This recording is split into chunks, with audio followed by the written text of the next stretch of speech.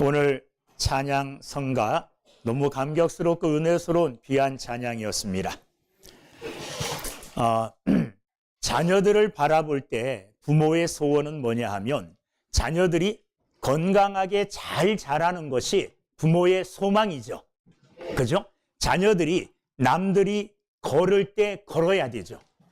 다른 또래는 다 걷고 있는데 내 자녀들만 걷지 못하고 있다. 그러면 마음이 상하죠. 남들처럼 똑같이 건강하게 잘 자라는 거, 이게 사실 부모의 소망입니다. 우리는 자식들을 잘 놓은 것 같아요. 엄마 아빠보다 한 10cm 이상 크거든요. 근데 하은이가 초등학교 때는요, 자기 동갑보다 머리가 하나 없었어요. 그러니까 아주 작았죠. 근데 얘가 중학교 때까지 쭉 크더라고요. 초등학교 때에 자기보다 머리가 더 하나 있었던 애보다 머리가 더 하나가 생겼어요. 많이 큰 거죠. 이렇게 키가 크고 건강하게 잘 자라주는 게 이 부모의 기쁨이고 부모의 즐거움이라는 겁니다. 그런데 자라는 거는 몸만 자라는 게 아니죠.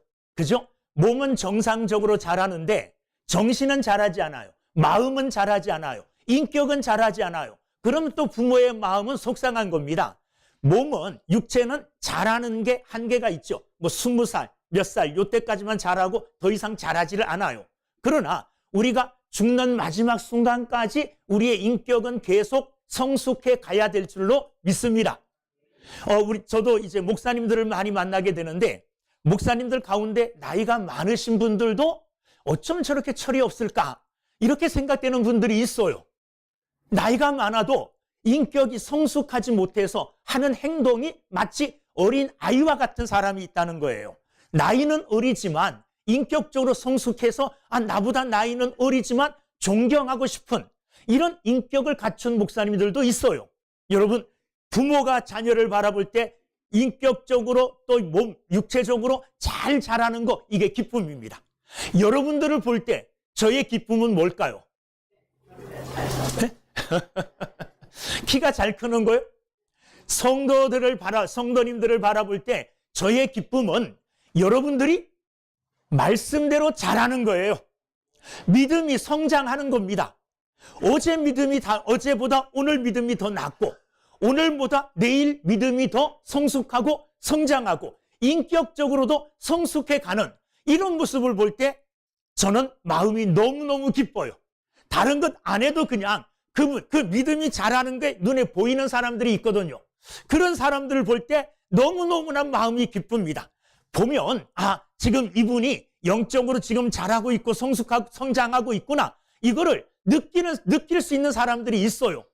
이 신앙생활 하는 거 보면 금방 느낍니다. 이분은 아직 정체되어 있구나, 그 자리구나. 아니, 이분은 점점 신앙이 더 떨어지고 있구나, 더 낮아지고 있구나. 이걸 또 이렇게 알 수 있는, 분별할 수 있는 이런 어떤 감이 있어가지고 그런 분들을 보면 슬퍼요.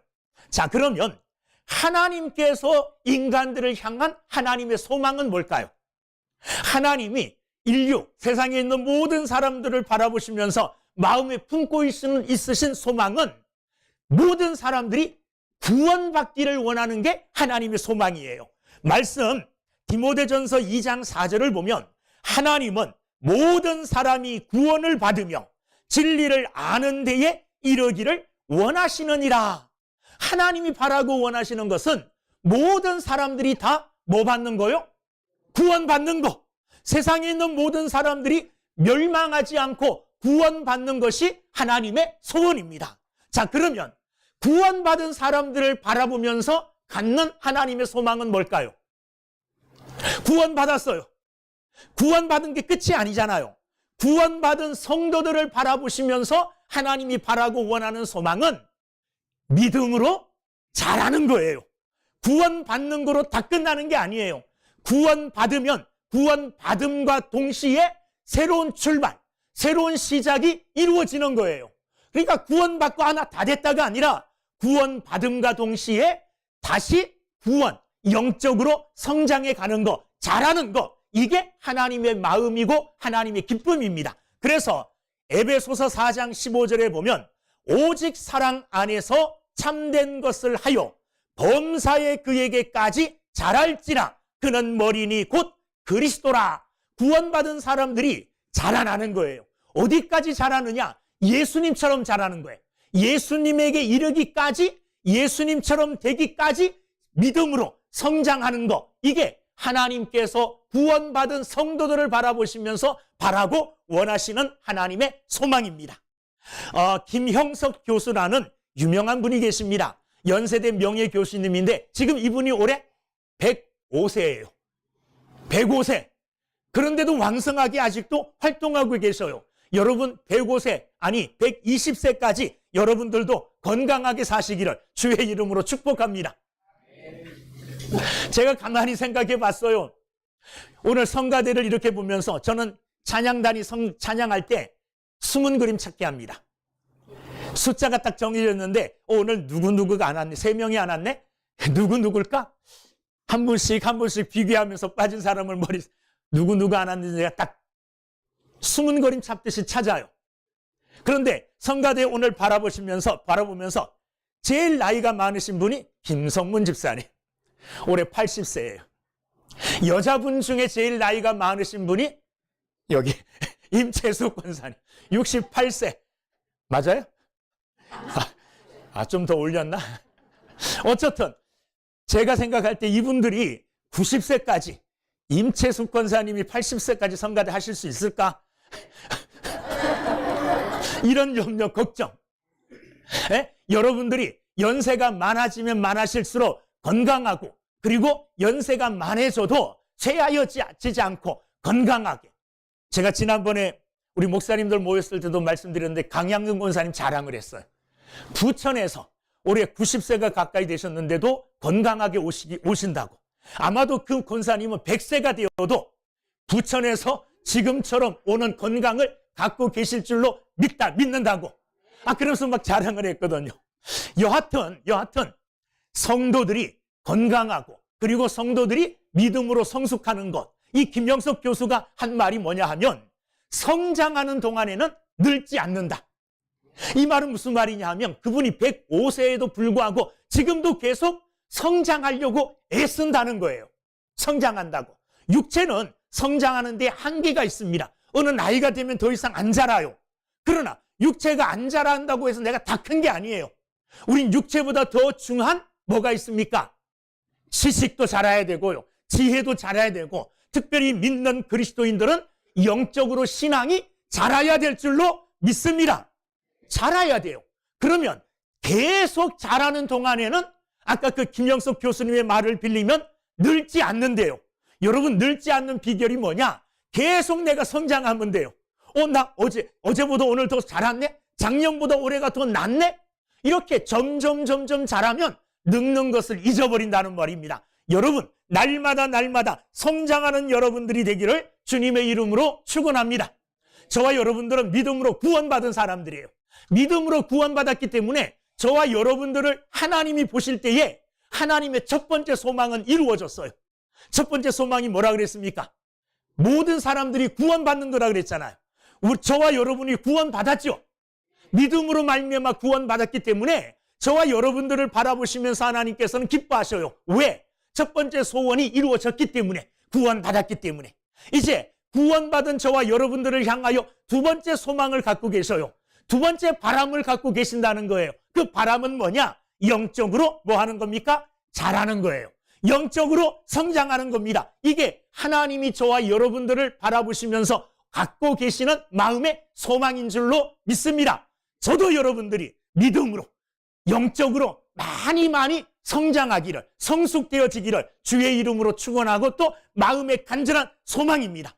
2025년 한 해 여러분들을 위해서 기도할 때마다 여러분들이 물론 육적으로도 건강하고 여러분들이 하는 모든 일들도 형통해야 되겠지만은 그 가운데 믿음이, 영적으로 신앙이 성숙하고 자라나는 한 해가 되기를 주님의 이름으로 축원합니다. 그래서 내 믿음이 자라서 작년보다 내가 훨씬 자랐네.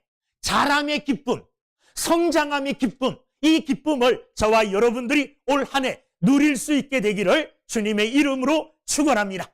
자, 그러면서 베드로 사도는 오늘 우리로 하여금 어디까지 자라게 하느냐? 2절을 보면 본문 2절, 갓난 아기들 같이 순전하고 신령한 젖을 사모하라. 이는 그로 말미암아 너희로 구원에 이르도록 자라게 하려 함이라. 어디까지 자라라는 거예요? 구원에 이르도록. 이 말은 구원받은 우리에게 하는 말이에요. 자, 이미 구원을 받았는데 구원받기까지 구원에 이르도록 자라래요. 아니, 구원 못 받은 사람이 있습니까? 저와 여러분들은 믿음으로 구원 받았잖아요. 그런데 베드로 사도는 구원받은 우리들에게 왜 구원에 이르도록 자라라고 그러느냐? 구원받음이 끝이 아니라는 거죠. 구원받음은 새로운 시작이라는 거예요. 그러면 구원에 이르도록 그랬는데 구원에 이른다는 말은 어디까지 간다는 말일까요? 이 말을 다른 말로 바꾸면 구원이 완성되어지도록. 내가 예수 믿음과 함께 나는 구원받았어요. 요거를 다른 말로 하면 거듭남, 중생했다 이렇게 말할 수 있어요. 거듭났다는 말은 이제 새 생명으로 시작했다는 말이에요. 새 생명으로 시작한 사람들은 그 구원을 어떻게 해요? 자라게 해야 되는데, 구원이 자라간다는 말은 구원의 삶을 살아가서 구원을 이루려고, 구원을 완성하는 그 자리까지 나아가려고 애쓰는 삶을 산다는 말이에요. 이 말을 조금 어려운 말로 바꾸면 성화의 삶을 살라는 말이에요. 성화. 성화라는 말은 거룩해져 간다는 말이에요. 우리가 구원받았으면 이제는 구원받은 자로, 구원받은 자답게, 하나님의 백성답게 이제 거룩해져 가는 삶을 살아서 마침내 구원을 이루는 날, 언제 구원이 완성될까요? 언제 구원이 완전히 이루어질까요? 하나님 나라 들어가는 날 구원이 완전히 이루어지는 거예요. 이 땅에 사는 동안까지는 구원을 완벽하게 100% 이룰 수가 없어요. 그러므로 구원이 100% 완전하게 이루어지는 그 순간은 우리가 이 땅을 떠나 하나님 나라 가는 날이에요. 자, 여기 말씀 보면 구원에 이르도록 자라게 하라, 구원에 이르도록 자라가라 그랬어요. 이 말은 다른 말로 바꾸면 구원에 이른다는 말은 하나님 나라 들어가는 날이라고 그랬잖아요. 하나님 나라 갈 때까지 구원에 이르도록 자라가라, 계속 자라나라는 말이에요. 그러니까 나 다 됐어가 없다는 말이에요. 100세가 되어서도 구원에 이르도록 자라야 돼요. 하나님 나라 들어가기 전에, 좀 속된 말로 하면 죽기 1시간 전까지 우리는 구원으로 자라가는 삶을 살아야 된다는 말이에요.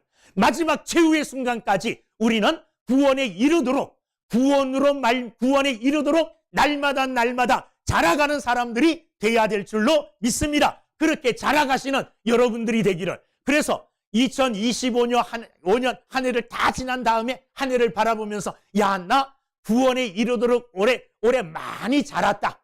올해 내가 많이 성숙했네. 올 초에 시작할 때는 내 믿음이 이랬는데 연말에 보니까 나의 믿음이 이렇게 자랐구나 하면서 하나님 앞에 자란 믿음, 자란 나의 신앙을 보여드리면서 하나님께 영광 돌릴 수 있는 여러분 모두가 되기를 주님의 이름으로 축원합니다. 베드로는 구원에 이르도록 자라나라, 자라가라 이렇게 말씀하시면서 자라야 될 비결, 이러이러하면 자랄 수 있다, 이러이러하게 해라, 이렇게 우리에게 말씀하고 계십니다. 그러면서 3절에 먼저 무슨 말씀을 하시느냐? 너희가 주의 인자심을 맛보았으면 그리하라. 자, 주의 인자심을 맛보았으면 그리하라. 맛보았다, 이 말은 경험했다는 말이에요. 주의 인자심을 맛보았다. 구원으로 자라가라, 구원에 이르도록 자라가라 말씀하시면서 먼저 구원에 이르도록 자라가기 전에 우리가 뭘 맛보았습니까? 구원을 맛보았다는 말이에요. 그러니까 구원을 내가 얻었으니 이제 구원회로 자라가야 되잖아요. 구원 얻지 못한 사람들은 구원회로 자라갈 수가 없는 거예요. 그래서 3절 말씀을 구원과 관계에서 해석하면, 너희가 주의 인자심을 맛보았으면, 너희가 구원의 은혜를 경험했으면, 구원의 은혜를 맛보았으면, 여러분 구원받았을 때 얼마나 감격스럽습니까? 영원히 죽을 수밖에 없다고 생각했던 내가 하나님의 은혜로 말미암아 믿음으로 구원받았어요. 이제는 영원히 멸망당할 존재가 아니라, 지옥 갈 존재가 아니라 영원한 생명을 가지고 하나님 나라 천국 가는 존재로 바뀌어졌어요. 구원받은 경험이 얼마나 감사하고 얼마나 감격스럽고 얼마나 놀라운 경험입니까? 이런 구원의 경험을 한 자들은 이제 뭐 하라는 거예요? 구원으로 자라가라. 그런 맛을 봤으니, 그런 맛을 경험했으니, 구원을 경험했으니, 구원이 어떤 것인지 알았으니 이제는 그 구원을 완성하도록, 구원에 이르도록 구원으로 자라가라, 이렇게 말씀하시면서 구원으로 자라가는 그 비결을 두 가지 오늘 본문을 통해서 우리에게 말씀하고 계십니다. 첫째는 뭐냐? 1절 말씀. 그러므로, 이 그러므로라는 말은 베드로전서 1장 말씀을 사실 받는 말씀이에요. 베드로전서 1장의 주제는 뭐냐 하면 믿음으로 구원받았다는 말이에요. 구원을 경험했다는 말이에요. 구원을 경험했으니 이제 구원으로 자라가야 되는데, 구원으로 자라가기 위해서 첫 번째 2장 1절, 모든 악독과 모든 기만과 외식과 시기와 모든 비방하는 말을 버리고 그랬어요. 자, 구원으로 자라가기 위해서는, 구원에 이르도록 자라기 위해서는 가장 먼저 해야 될 게 뭐냐 하면 내 안에 구원으로 자라가기에 방해될 만한 것들이 있다는 거예요. 이것들을 뭐 하라는 겁니까? 버리라는 거예요. 이것들을 내버리라는 거예요. 여러분, 여기 그릇이 있어요. 그릇 속에 지저분하고 더러운 게 가득 차 있어요. 그런데 그 그릇에다가 깨끗한 것을 아무리 부어도 그 그릇은 깨끗해질 수가 없어요. 그 그릇에 깨끗한 것을 담기 위해서 가장 먼저 해야 될 게 뭡니까? 그릇 속에 담겨있는 더러운 것들을 내버리는 거예요. 그리고 깨끗하게 그릇을 닦고, 그리고 그 그릇 속에 좋은 것으로, 깨끗한 것으로 채우는 거, 이게 두 번째 할 거거든요. 마찬가지예요. 오늘 하나님의 말씀은 우리가 구원에 이르도록 자라가기 위해서는 먼저 구원에 이르도록 자라가려고 하는 데에 방해거리가 너희 안에 이미 있다는 거예요. 자, 버리라는 이 말은 없는데 버리라 그러지 않죠. 내 안에 아무것도 없어요. 그런데 하나님이 버려라. 아니, 없는데 뭘 버려요? 이렇게 말하잖아요. 버리라는 이 말은 이미 이런 것들로 우리 안이 가득 차 있다는 거예요. 이런 것들로 더럽혀져 있다는 말이에요. 그래서 이것들을 먼저 버려라. 이것들을 먼저 처리해라. 그렇게 말씀하셔요. 오늘 1절에서 우리가 버려야 될 것, 구원에 이르도록 자라기 위하여 먼저 구원에 이르도록 자라는데 방해가 되는 것, 이 5가지를 버리라고 말합니다. 뭘 버리라고 말합니까? 첫째는 악독입니다. 1절 보면 모든 악독과 그랬습니다. 이 악독은 남을 해치려고 하는 무자비한 악이에요. 특별히 의도적으로 계획하여 내가 누구를 해쳐야 되겠다, 누구를 해치고 누구에게 피해를 줘야 되겠다, 이렇게 계획하고 계획적으로 의도적으로 남을 해치려고 하는 악한 마음이에요. 이런 악독한 마음, 거기 보면 모든 악독이라 그랬어요. 어쨌든 다른 사람들을 해치려고 하고 다른 사람들에게 좋지 않은 영향을 끼치려고 하는 이런 모든 악독한 마음들을 다 내버리라는 겁니다. 여러분, 우리에게 그런 마음이 없는 것 같지만 순간순간 이런 마음들이 우리에게도 올라옵니다. 그래서 괜히 저 사람이 잘못됐으면 좋겠어요. 저 사람이 잘못됐으면 좋겠어요. 나하고 아무 관계도 없는데. 이런 악한 마음이 우리 속에도 가끔 들 때가 있다는 말이에요. 그런 마음이 들지 못하도록 아예 이 악독한 마음을 내 안에 자리 잡지 못하도록 내버려라, 청소해버려라, 그런 말이에요. 여러분, 우리 속에 있는 악한 마음들, 악독한 마음들, 이것들을 내어 버리는 믿음의 사람들이 되기를 주의 이름으로 축원합니다. 그리스도인들은요, 기본적으로 하나님께서 복을 주셔서 하나님의 자녀가 되었고 하나님의 복을 받은 자들이에요. 하나님이 우리에게 복을 주시는 데는 이유가 있어요. 나만 그 복을 받으라고 하는 것이 아니라 내가 그 복의 통로가 되기를 바라는 거예요. 그래서 나로 인하여 다른 사람들이 유익을 얻고, 나로 인하여 넘어졌던 사람들이 일으킴을 받고, 나로 인하여 허물어져 가는 것들이 세워지기를 바라는 마음으로 하나님이 우리를 불러 구원해 주셨어요. 하나님의 자녀 삼아 주셨어요. 그러니까 근본적인 우리의 사명은 이웃들을 세우는 거예요. 이웃들에게 유익을 주는 거예요. 그런데 무너뜨리려고 하고 어떻게 하든지 해치려고 하는 이런 악독한 마음이 자리 잡고 있으면 우리는 구원애로 자라갈 수가 없어요. 그러므로 악한 마음을 내버리시는 여러분 다 되기를 주님의 이름으로 축원합니다. 두 번째 버려야 될 것은 뭐냐? 모든 기만이라 그랬습니다. 이 기만이라는 말은 어떤 의미가 있느냐 하면 미끼를 앞에 던져놓고 유인하는 거예요. 아주 달콤하게 생긴 것들을. 그런데 그 유인하여 그 달콤하고 좋은 것을 주는 게 아니라 그것을 미끼로 삼아서 그 사람을 완전하게 사로잡고 그 사람을 완전히 넘어뜨리려고 하고 망하게 하려는 목적으로 그 사람을 유인하는 겁니다. 간교한 속임수예요. 간교한 속임수. 여러분, 사단은 원래 거짓말쟁이입니다. 사단의 본색은 뭐냐? 거짓말쟁이가 사단이에요. 사단이 하는 말은 다 무슨 말이냐 하면 거짓말이에요. 여러분, 하와가 사단과 만나서 이야기하는데 이 사단이 하와를 뭐로 꼬시느냐? 사실적인 말로 꼬시지 않습니다. 거짓된 말로, 거짓말로 그를 유혹해요. 유혹하는데 달콤한 미끼를 앞에 딱 갖다 놓고 너 하나님처럼 된다. 하나님처럼 되려고 하는 거 이거 엄청난 미끼잖아요. 유혹이 될 만하죠. 이거 앞에 갖다 놓고 그를 꼬이는 거예요. 기만하는 겁니다. 여러분, 우리 안에 이와 같은 기만하려고 하고 다른 사람들을 속이려고 하는 이런 악한 마음이 있다면 이런 마음들 구원애로 자라가기 전에 먼저 다 처리해야 돼요. 다 내버려야 될 줄로 믿습니다. 버리시는 여러분들이 되기를 주의 이름으로 축원합니다. 세 번째 버려야 될 것은 외식. 외식. 교회 나온 지 얼마 안 되시는 분이 여기 외식이라 그러니까 외식을 버려라? 아, 이제 외식하면 안 되겠구나. 그래서 외식을 끊었다 그러는데 그런 외식이 아니에요. 이 외식이라는 말은 신약 성경에 나온 바리새인들이 대표적인 사람들이에요. 그들은 겉과 속이 틀려요. 겉으로 나타나는 거와 속에 간직하고 있는 게 틀리다는 말이에요. 다른 말로 하면 다른 가면을 쓰고 있다는 말이에요. 이게 외식입니다. 여러분, 우리 가운데 특별히 예수 믿는 사람들에게 외식하는 사람들이 되게 많아요. 밖에 나가서 밥 먹는다는 말이 아니고요. 겉과 속이 틀린 믿음의 삶을 사는 사람들이 많다는 거예요. 특별히 교회 안에 와서는 거룩한 가면을 써요. 그래서 내가 교회 안에서는 목사예요, 목사. 교회 안에서는 장로님이시고 권사님이시고 교회 안에서는 거룩한 성도예요. 그래서 거룩한 척해요. 근데 교회 밖에 딱 나가면 확 달라져요. 다른 가면을 써요. 직장 가는 가면이 틀리고 친구들하고 놀러 가는 가면이 틀려요.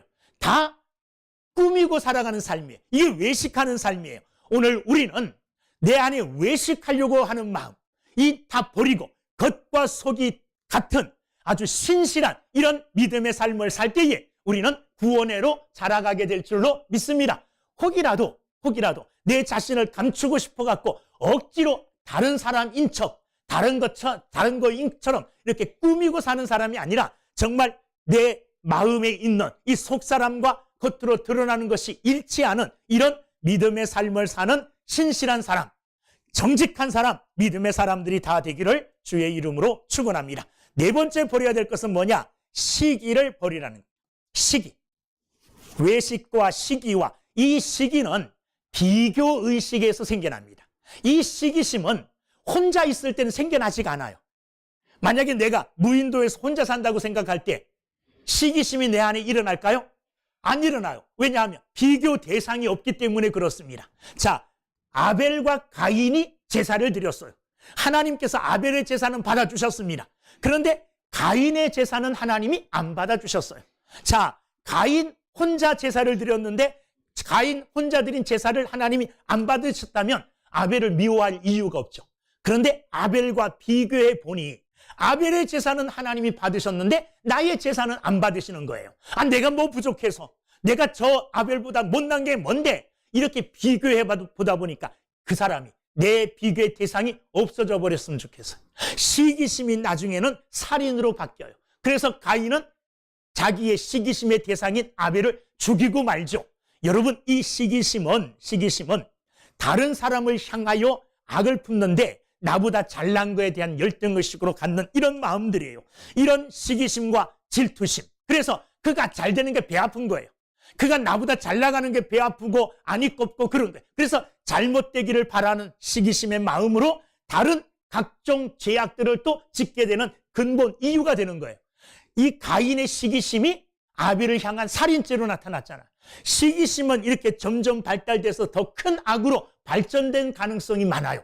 그러므로 오늘 우리는 사람들과 나를 비교하는 것이 아니라 하나님 앞에 내가 어떤 존재인가를 늘 생각하는 믿음의 삶을 살 때 이 시기심은 사라지게 될 줄로 믿습니다. 너 잘해, 그래.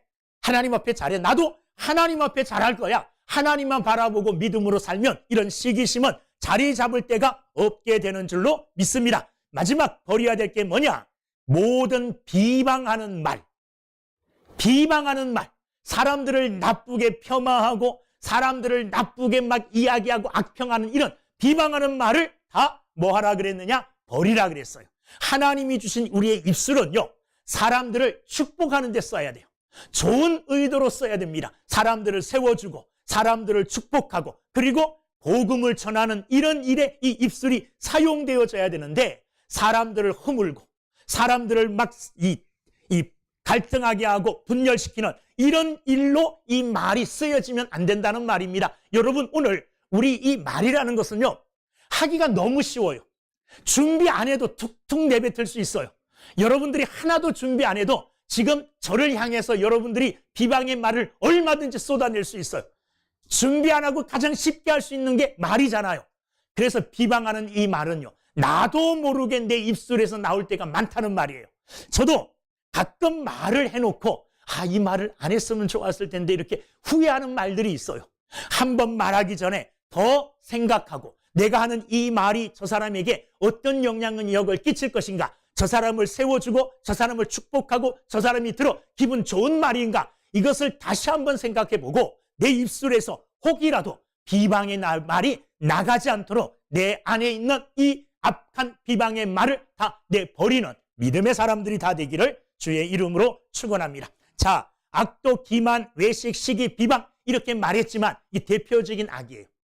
이것 외에 다른 것도 구원에 이르도록 잘하기에 합당하지 못한 다른 나쁜 것들, 악한 것들이 내 안에 있으면 이 모든 것들을 깨끗하게 먼저 다 내버리는 믿음의 사람들이 되기를 주님의 이름으로 축원합니다. 두 번째, 내버렸으면 뭐 해야 되겠어요? 채워야 되잖아요. 그럼 뭐로 채우라 그랬느냐? 2절에 보면 갓난 아기들 같이 순전하고 신령한 젖을 사모하라.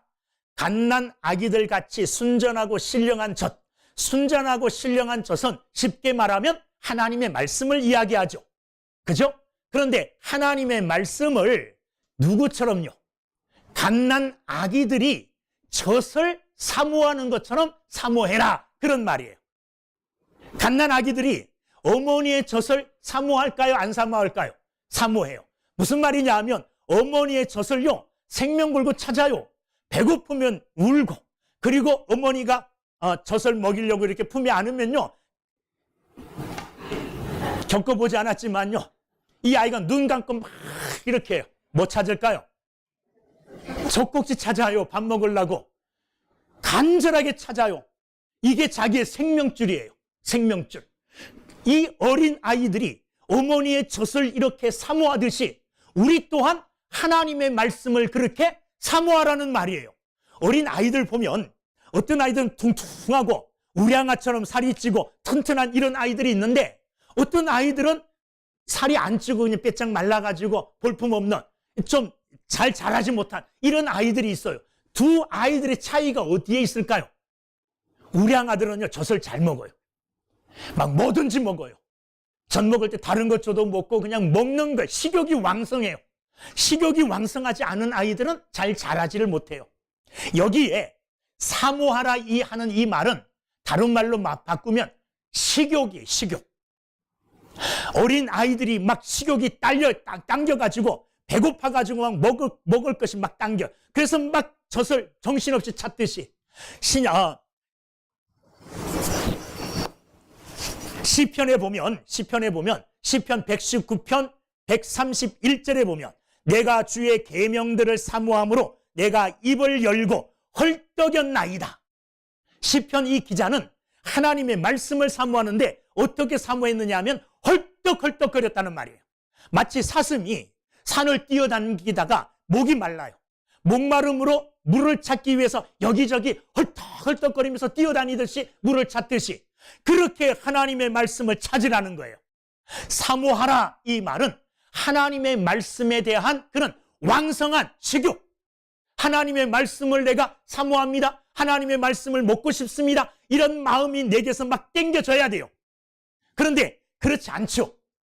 말씀 읽으라면 억지로 읽고 말씀 들으라면 억지로 듣고 이러면요 억지로 먹는 거예요. 그런 것은 살을 못 찌우게 해요. 못 자라게 해요. 가장 중요한 것이 뭐냐 하면 사모하는 거예요. 사모. 여러분 혹시 오늘 예배에 참석한 성도님들 중에 일주일 동안 이번 주에 나가면 목사님이 무슨 말씀을 전하실까? 그 전하실 말씀에 대하여 사모하는 마음을 가지고 일주일을 보내신 분이 계십니까? 제가 부목사로 천호동에 있을 때 그 옆에 순복음교회가 있었어요. 저녁 늦게까지 이제 신방을 하고 수요일에 이제 교회 들어가는 길에 순복음교회에서 이렇게 집회하는 걸 잠깐 봤어요. 그랬더니 찬양을 막 뜨겁게 해요. 그러다가 찬양 끝나고 기도하고 설교하시는 목사님이 딱 올라왔어요. 설교하시는 목사님이 딱 강단에 올라오자마자 은혜가 넘쳐요. 아멘 아멘 하면서 막 죽어요. 난리 났어요. 왜 그럴까요? 그만큼 사모한다는 말. 그래서 그 목사님이 말씀 전하는 걸 잠깐 들어봤어요. 별말 안 해요. 할렐루야 그랬는데 은혜가 넘쳐요 벌써. 왜 그래요? 지금 여기 사모함이 넘쳐나 있어요. 사모함으로 꽉 차 있어요. 아무 말 안 해도 한마디만 딱 던져도 그냥 아멘 아멘 막 넘쳐나. 그러니까 전하는 말씀의 능력보다는 자기 안에 있는 이 사모함으로 말미암아 능력이 나에게서 나타나요. 사모함으로 말미암아. 하나님의 말씀에 대한 이런 사모함이 우리에게 있어야 된다는 거예요. 이런 사모함이 없으면 하나님 말씀 잘 안 읽어요. 하나님의 말씀에 배고파해 보세요. 배고파서 허기 진 적 있어요? 배고파서 막 허기가 져가지고 아무것도 눈에 안 보여요. 이럴 때는 뭐만 보입니까? 먹을 것만 보이잖아요. 말씀에 대하여 이런 사모함이 있고 말씀에 대한 이런 허기심, 이 허기를 느끼는 사람들은 하나님의 말씀을 찾는데 헐떡벌떡 찾아요. 그래서 그 말씀이 들려지기만 해도 그냥 은혜가 돼요. 여러분 먼저 하나님의 말씀에 대한 이런 사모함이 여러분들에게 있게 되기를 주의 이름으로 축원합니다. 사모함만 있으면 안 되잖아요. 이 사모함이 하나님의 말씀을 내게로 가져오게 해야 돼요. 자, 하나님의 말씀을 내가 사모함으로 하나님의 말씀을 내가 취하는 하나님의 말씀을 나의 것으로 만드는 여러 가지 방법들이 있어요. 그 중에 하나가 그 중에 첫 번째가 뭐냐면 하나님의 말씀을 많이 듣는 거예요. 하나님의 말씀을 많이 듣는 거예요. 성경은 이렇게 말해요. 로마서 10장 17절 믿음은 들음에서 나며 들음은 그리스도의 말씀으로 말미암느니라. 믿음이 어디서 생기느냐? 하나님의 말씀을 듣는 가운데 믿음이 생기는 거예요. 듣지 않고 믿음이 생길 수 없는 거예요. 그러므로 오늘 우리는 하나님의 말씀을 사모함으로 말미암아 하나님의 말씀을 많이 듣는 사람들이 되기를 주의 이름으로 축원합니다. 요즘은 하나님의 말씀 듣기가 너무 편하잖아요. 제가 어렸을 때만 해도 시골에 있을 때 어느 교회에서 부흥회 한다 그러면 부흥회 가기 위해서 산을 3개 넘어야 돼요. 그래도 가요. 뭐 하러 갑니까? 말씀 들으러 가는 거예요. 요즘은 산 3개 안 넘어도 돼요. 자리에 일어나서 손가락 몇 번만 이렇게 움직이면 말씀을 들을 수 있어요. 핸드폰으로 얼마든지 들을 수 있잖아요. 저도 차 타고 가다가 그냥 차한테 명령해요. 여호수아 1장. 그럼 여호수아 1장을 읽어줘요, 차가. 신기하죠? 요한복음 15장. 그러면 요한복음 15장을 읽어줘요. 차를 타고 가면서 차도 그렇게 읽어주더라고요. 우리 주변에 하나님의 말씀이 늘려 있어요. 그런데 이렇게 홍수처럼 쏟아지는 하나님의 말씀 속에 우리가 말씀을 듣고 살지 않는다면 우리의 영혼은 약해질 수밖에 없어요. 여러분, 우리 주변에 내가 마음만 먹으면 얼마든지 하나님의 말씀을 들을 기회가 많습니다. 주일날 나와서 세길교회에서 조태희 목사의 설교를 들어요. 하나님의 말씀을 들어요. 이것 갖고는 부족해. 그럼 집에 가면요, 세계에서 설교 제일 잘하는 사람의 설교를 들을 수도 있어요. 여러분들이 영어만 잘하면 미국에서 설교하는 미국 목사님의 설교도 들을 수가 있어요. 얼마든지 들을 수 있는 좋은 시대에 살아가고 있잖아요. 하나님의 말씀을 들으십시오. 그 말씀이 여러분들을 믿음 가운데 든든하게 세워줄 줄로 믿습니다. 두 번째, 하나님의 말씀을 듣기만 하지 말고 읽으십시오. 내가 읽어야 돼요. 하나님의 말씀을 읽는데 그냥 읽으면 안 돼요. 저희들 군대에 있을 때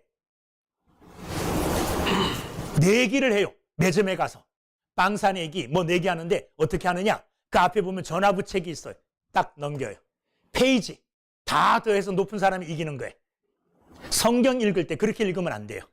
오늘 무슨 말씀 읽을까 주여 하고 딱 넘겨서 오늘 주시는 말씀, 이게 아니라 성경을 읽을 때 계획하고 읽어야 돼요. 계획적으로 내가 올 한 해는 성경을 일독하겠다. 일독하는데 창세기부터 일독하기는 너무 어려워요. 마태복음도 좀 어려워. 그러면 읽고 싶은 것부터 읽으세요.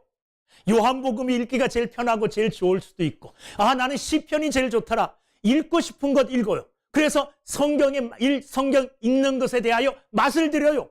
그리고 시편 다 읽고 잠언 다 읽고 전도서 다 읽고, 그리고 이젠 창세기 읽어도 되겠다. 창세기 넘어가고 출애굽기 넘어가고 제일 마지막 이제 거의 다 읽었어요. 구약은 레위기서만 남았고, 신약 성경은 뭐만 남아 있어요? 요한계시록만 남아 있어요. 읽기 제일 싫은 것들만 남아 있어. 이제는 연습이 됐기 때문에 그것도 읽을 수 있어요. 읽어도 또 은혜가 돼요. 어떤 사람은 성경을 읽는데 다 죽는 것만 나오더래요. 누가 죽고 누가 죽고 누가 죽고. 그거 읽으면서 은혜를 받았대요. 사람들은 죽는구나. 나도 죽을 수밖에 없구나. 그게 겸손해졌다는 거예요. 내용이 없어도 하나님의 말씀을 읽을 때에 하나님은 읽는 그 사람에게 말씀을 통해서 은혜를 주실 줄로 믿습니다. 계시록 1장 3절 말씀, 이 예언의 말씀을 읽는 자와 듣는 자들과 그 가운데 기록한 것을 지키는 자들이 복이 있나니, 하나님의 말씀을 읽는 자들이 복이 있다 그랬어요. 여러분, 성경을 읽는 그 자체가 복이라는 거예요. 2025년 나 복받기를 원하는데, 여러분 복받기를 원하면 복받는 삶을 살면 돼요. 성경 읽으면 복받는 자가 되는 줄로 믿습니다. 자, 이제는 성경을 읽었어요. 읽는데 그치면 안 돼요. 성경을 뭐 해야 되느냐? 연구해야 돼요. 여러분, 성경 연구해 보신 적 있어요? 성도들도 성경을 좀 연구해 보셔야 돼요. 그래야지 우리 목사님이 성경을 제대로 강의하는구나, 말씀을 제대로 전하는구나, 나도 연구해 봐야지 알거든요. 그런데 한 번도 그냥 성경에 대해서 깊이 생각해 볼 생각조차 못하면 안 돼요. 우리는 하나님의 말씀이 내 생명이고 하나님의 말씀이 내게 최고잖아요. 영적 양식이잖아요. 이 영적 양식에 대하여 연구 깊이 한번 살펴볼 필요도 있다는 말이에요. 사도행전 17장 11절에 보면 사도 바울이 베레아 교인들에 대하여 말할 때에 이렇게 말합니다. 17장 11절, 신사적이어서 간절한 마음으로 말씀을 받고 이것이 그러한가 하여 날마다 성경을 상고하니라. 상고한다는 말은 연구한다는 말이에요. 여러분들이 오늘 들은 하나님의 말씀에 대하여 이 말씀이 진짠가 가짠가 그러한가 아닌가 깊이 한번 연구해 보시고 생각해 보시고 공부해 보시는 여러분들이 되기를 주님의 이름으로 축원합니다. 연구하며 또 더 다음에 나가서 하나님의 말씀을 암송하시는 여러분들이 되기를 주의 이름으로 축원합니다. 작년에 성경 암송대회 한 적이 있죠.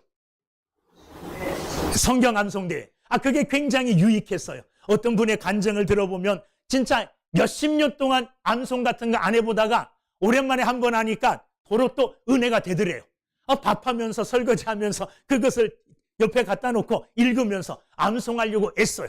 이 암송이라는 것은 내 마음에 그것을 묶어두는 거예요. 하나님의 말씀을 내 마음속에 묶어두는 것, 이게 하나님의 말씀을 암송하거든. 시편 기자 119편 11절에서 내가 주께 범죄치 아니하려 하여 주의 말씀을 내 마음에 두었나이다. 내 마음에 하나님의 말씀을 둔다는 말은 그 말씀을 암송하여 아무 때나 그 말씀을 끄집어낼 수 있다는 말이에요. 그 암송을 되뇌일 수 있다는 말이에요. 이렇게 하나님의 말씀을 듣고 읽고 연구하고 암송하는 여러분들이 되기를 주의 이름으로 축원합니다. 자, 그러면 암송하는 거로 끝이냐? 아니에요. 또 하나 할 게 있는데 그게 뭐냐 하면 묵상하는 겁니다. 묵상.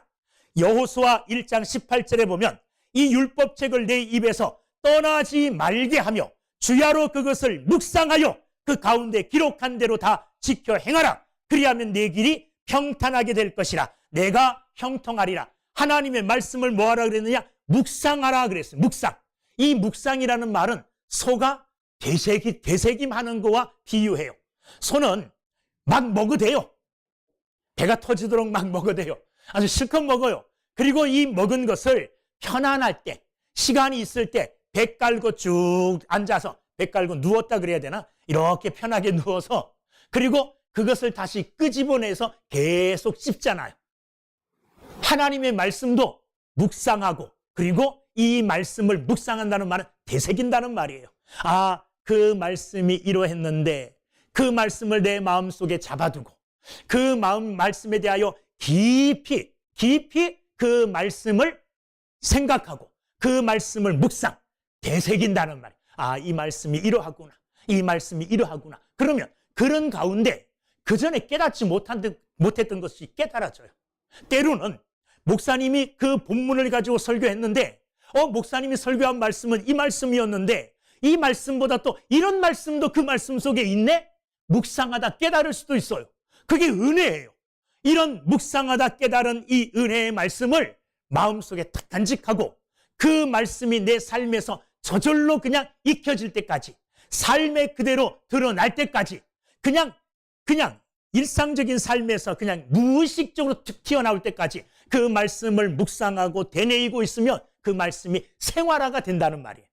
아까 읽었던 여호수아 1장 8절 말씀, 묵상하여 그 가운데 기록한 대로 다 지켜 행하라. 묵상하여 깨달은 그 말씀을 다 지켜 행하라는 거예요. 어떻게 지켜 행할 수 있느냐? 여러분, 습관이 돼야 돼요. 익어야 돼요. 저도 삶에 패턴이 있어요.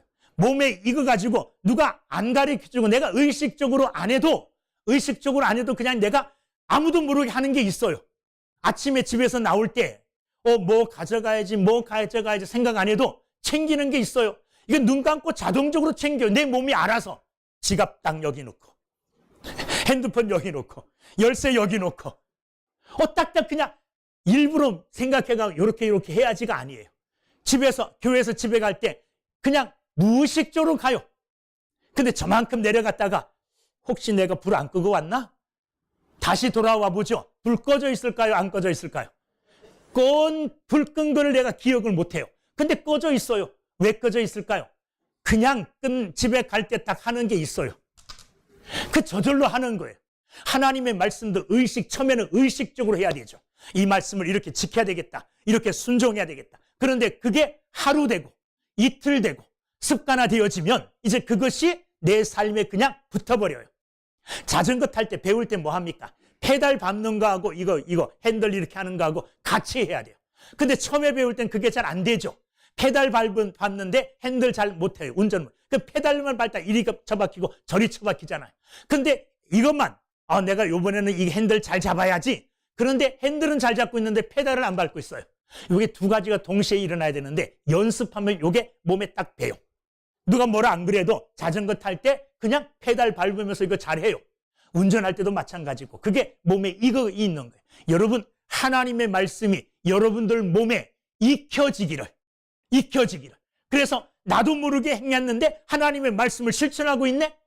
그렇게 몸에 익숙해지는 여러분들이 되어서 말씀을 통하여 성장하시는, 말씀을 통하여 잘하시는 여러분 모두가 되기를 주의 이름으로 축원합니다. 그래서 2025년 한 해가 끝났을 때 여러분들의 믿음의 모습은 하나님이 보시기에 올 한 해 너 믿음이 이렇게 자랐구나. 하나님이 기뻐하시는 이런 믿음의 모습을 보이는 귀한 사람들 다 되기를 주의 이름으로 축원합니다. 기도하겠습니다.